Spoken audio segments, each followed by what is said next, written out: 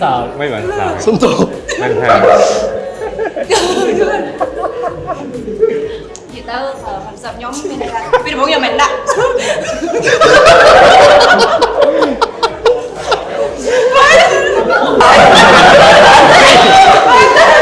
អត់ទេធ្វើម៉េច dạ chơi cái được ôn mình chơi nó khỏi đại bài bò chơi cái theo dấu hiệu stir vậy វាមានអីនិយាយច្រើនមានប្រទេសមួយផ្លែ ក៏ផ្លែបាត់សិល្ ở បៈ đây nó chị vô một tại sao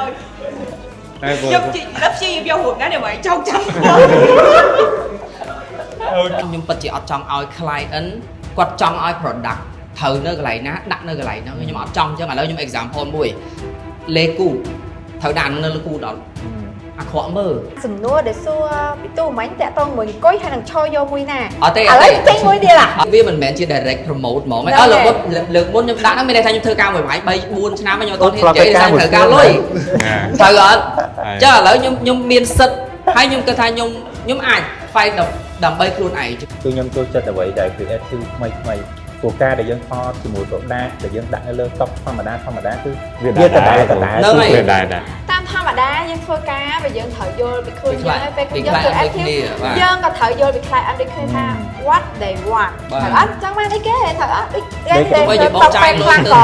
ក៏នៅតែកលិបបានដែរឲ្យតែយើងចេះ creative ចង់ស្របសេចក្តីមក